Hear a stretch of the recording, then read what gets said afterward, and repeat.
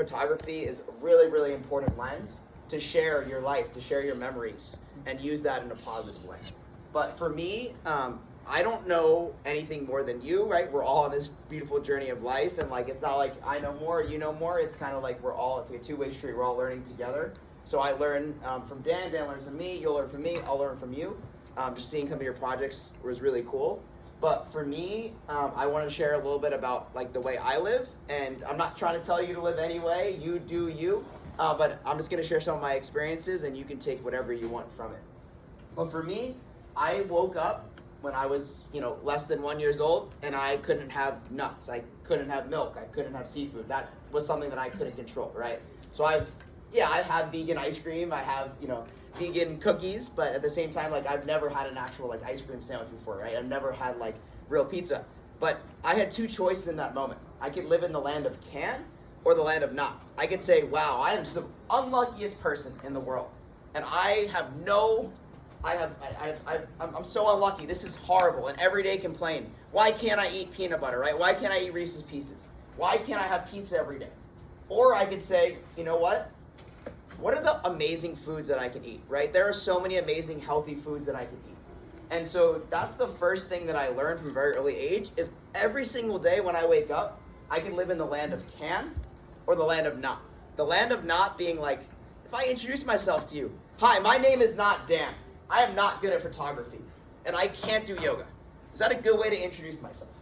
No, right? But if you live in the land of can where it's like, if you think about it in your head, how many things we can do. I could like list off probably 15 in the next 15 seconds. I can run, I can eat, I can walk, I can talk, I can do all these things. It sounds very basic, but it's really not.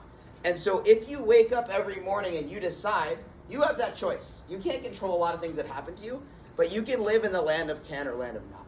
And so that is the foundation of where I've gotten this is like, I've looked at my food allergies. This is a blessing. I get to make more relationships with the chef, with the waiter, with the waitress, whatever that is, and make sure that I get healthy, fresh food, right? So you can look at anything with two sides of the coin.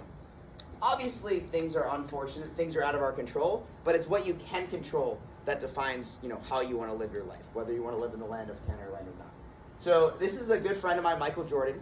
Who knows Michael Jordan here? A lot of you? Yeah. And he once told me a quote. And like I said, I don't know what you're told.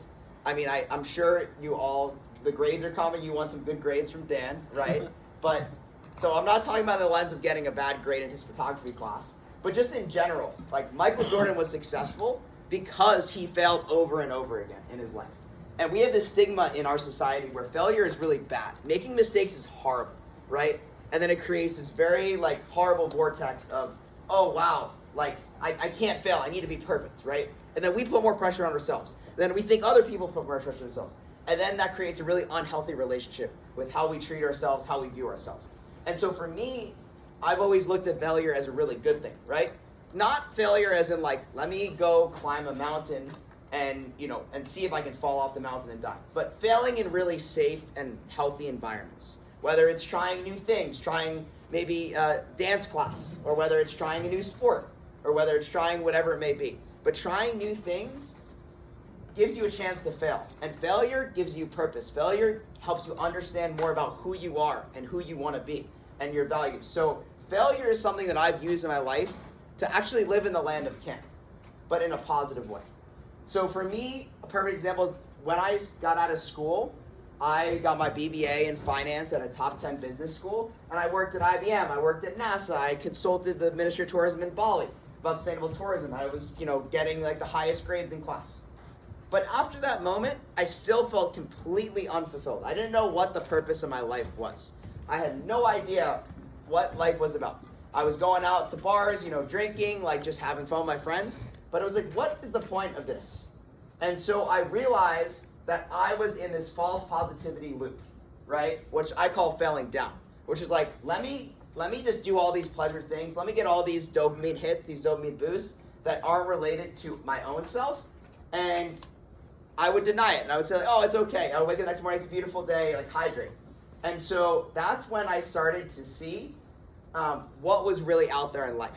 And my final year of college, I ended up traveling to Guatemala, I ended up traveling to South Africa, and finding out that life was so much more than the bubble I was living in. And that's when I started to actually live life and become alive. And you can see here, this right here, this picture is of these two girls that I met in Greece. Was it Mykonos, Greece, on a beach?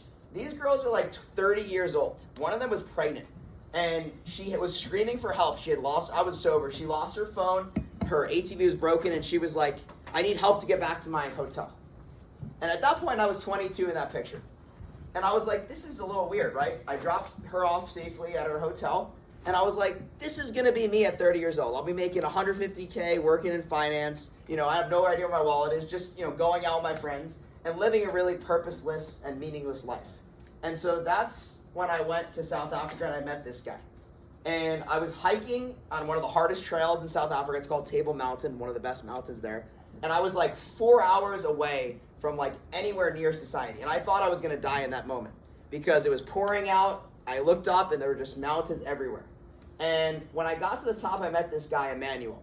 And Emmanuel lived under a lock. He's been living homeless for the last 3 years. But he had a dream to be a professional soccer player in Europe.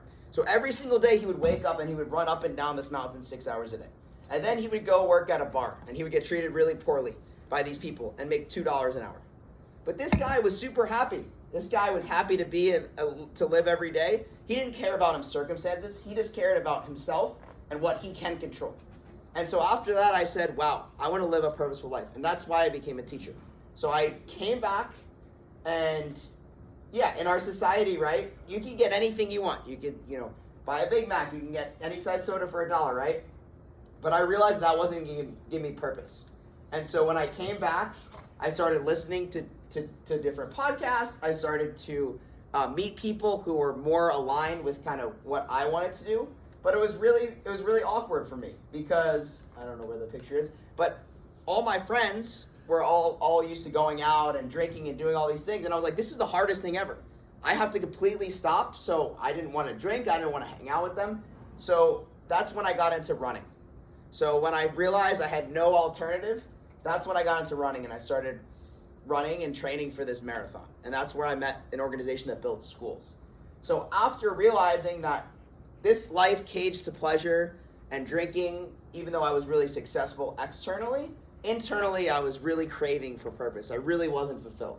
And that's when I started doing something, giving myself a chance to fail, starting to run marathons.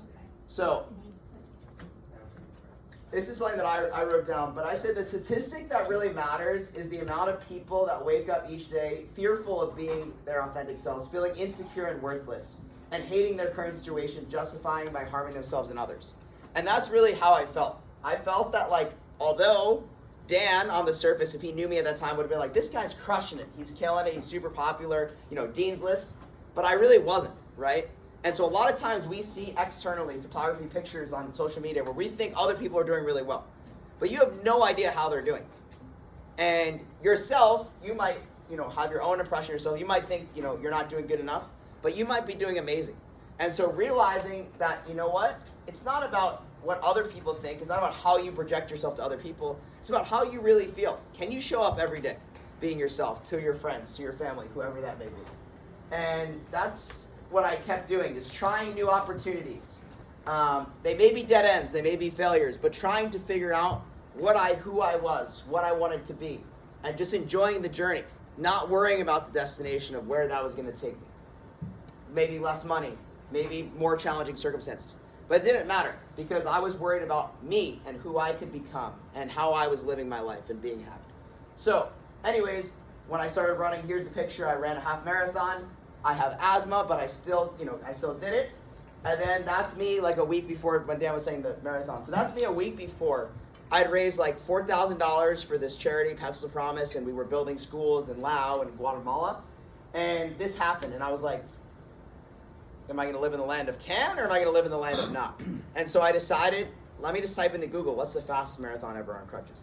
So the fastest marathon ever on crutches, 6 hours, 24 minutes. I said, no problem. Who cares if I don't do it? I'm just going to try. All I got to do is put my first step there, right? I forget, there's a quote. It's like, the journey of 1,000 miles begins with one step. And I said, as long as I get to that starting line, I don't care what happens. I'll give myself a chance to fail. I'll embarrass myself. People were looking at me like I was crazy. So I got to the finish line, and that's me. And I got to mile 1. It was like 13 or 14 minutes. And I was like, wow, I got a shot at this. It was pouring, raining. You can see there's like wetness in the ground. And then I got to mile 8, mile 9. My friends were there cheering me on. I was like, I got this, And I just totally lost sight of everything in the world. And I just focused step by step, breath by breath. And I did it in 6 hours and 19 minutes. And so I beat the world record by 5 minutes, right? And that showed me that, you know what? Sometimes it doesn't work out. Who knows what would have happened? But this showed me that if you put yourself in a situation where, you're not worried about the outcome, that anything is possible, right? There's a lot of things that aren't possible. So, it's not something that I was expecting to happen, but it was really great to see that sometimes if you're putting in the work and you put yourself in a situation to succeed, that something may happen. And so that's when I really started to see the beauty of life. So I went after, it was my 22nd or 23rd birthday, I went to Costa Rica. And this girl right here, she was a local host. This was the first time ever that she had been out of her village. So I took her to go see a sunset. I took her to some waterfalls. And I realized that, some people in the world maybe haven't had any experience that, some of us might have experienced. And sometimes giving other people experiences that you may think are just very basic is something that could change their own life and inspire them. And so thinking about the experience that you all have in your life, you might not think that they're very important or very meaningful, but they might be. You never know what one picture or one moment could do for someone else. One kind thing that you can do. So I always say to always appreciate the experiences that you have, because you never know how someone else has it. And you never know how that might positively impact someone.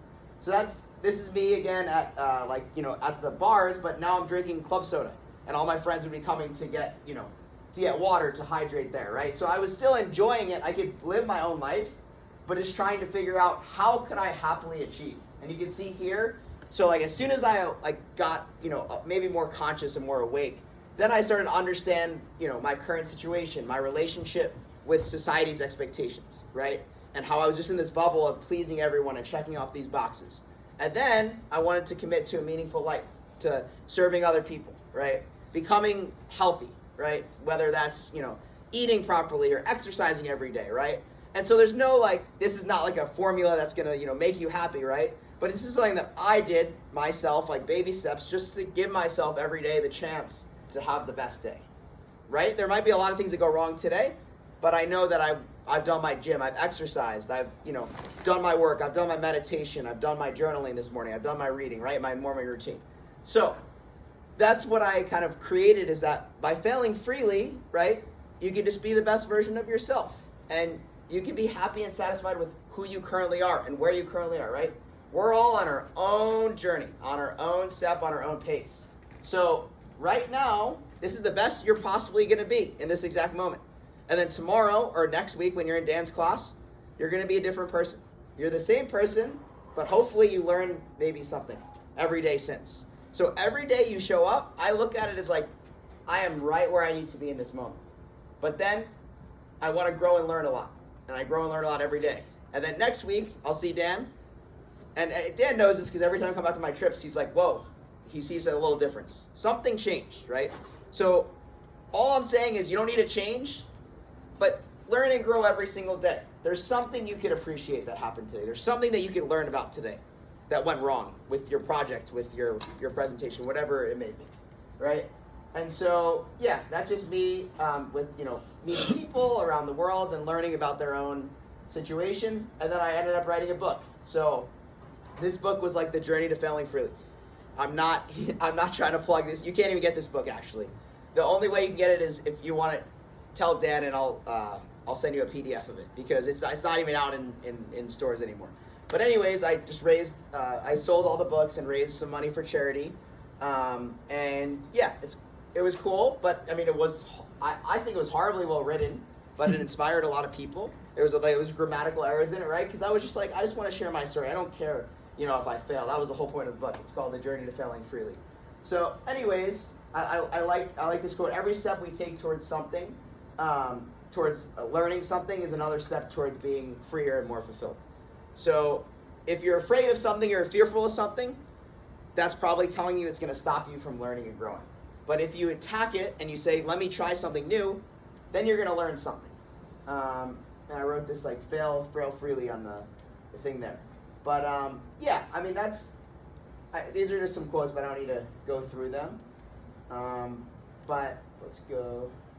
Yeah, and then this quote's, "The world is changed by your example, not by your opinion."